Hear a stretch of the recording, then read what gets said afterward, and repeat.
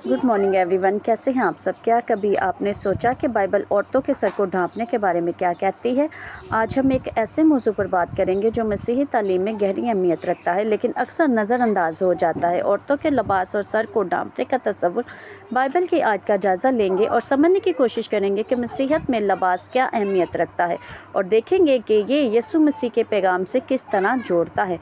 मसीहत का असल ताल्लुक़ सबसे पहले ये बात समझने की ज़रूरत है कि मसीहत का असल ताल्लुक़ ना मगरिब से है, ना मशरिक़ से और ना ही किसी ख़ास मुआशरे या सकाफ़त से। मसीहत का मरकज़ यीशु अल मसीह है, जिनकी तालीम हर ज़माने और हर मुआशरे के लिए बाइबल हमें बताती है कि हमारा लिबास हमारे किरदार और हमारी ज़िंदगी यीशु के पैगाम की रोशनी में खुदा की इज़्ज़त और मोहब्बत को ज़ाहिर करे।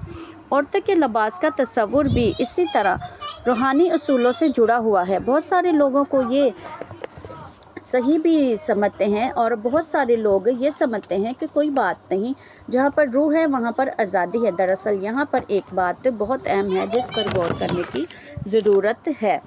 पहला तिमोथियस और उसका दूसरा बाब 9 और 10 आयत को पढ़ते हैं कि लिखा है कि इस तरह औरतें हयादार लिबास से शर्म और परहेजगारी के साथ अपने आप को संवारें, ना कि बाल गूंदने और सोने और मोतियों और कीमती पोशाक से, बल्कि नेक कामों से, जैसा खुदा प्रस्ती का इकरार करने वाली औरतों को मुनासिब है। ये आयत हमें बताती है कि लिबास सिर्फ कपड़ों का मुआलमा नहीं बल्कि हमारे किरदार के और खुदा की रज़ा की अक्कासी है।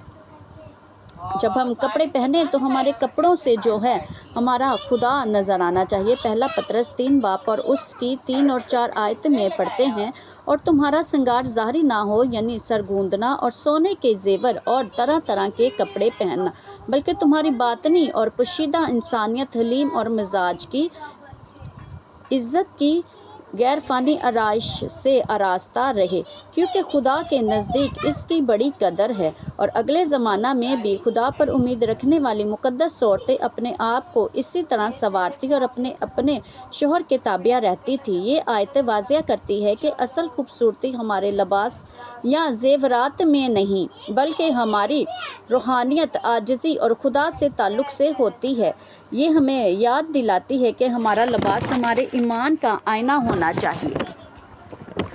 और हम आगे पढ़ते हैं इसी तरह 11 बाब और पहला करंथियों उस कलीसियों के नाम, पहला पौलुस रसूल का पहला ख़त करंथियों की कलीसियों के नाम, इसका 11 बाब उसकी 5 आयत में हम पढ़ते हैं, लिखा है, जो औरत बेसर ढांपे दुआ या नबूवत करती है वो अपने सर को बेहुरमत करती है, क्योंकि वो सर मुंडी के बराबर है।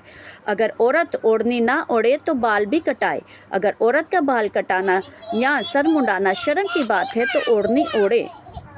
तो जी, हमें हमेशा इससे ज़ाहिर होता है कि हमें हमेशा जो है वो अपने सरों को ढांपना चाहिए, खुदा के हुजूर ज़्यादा से ज़्यादा रहना चाहिए, और हमारे लिबास में सादगी और पाकीज़गी होनी चाहिए, आजिज़ी होनी चाहिए, हम ईमानदार होने चाहिए, हम ईमान में मजबूत हों, और हम औरतें ऐसा हयादार लिबास पहने कि हमारे लिबास से खुदा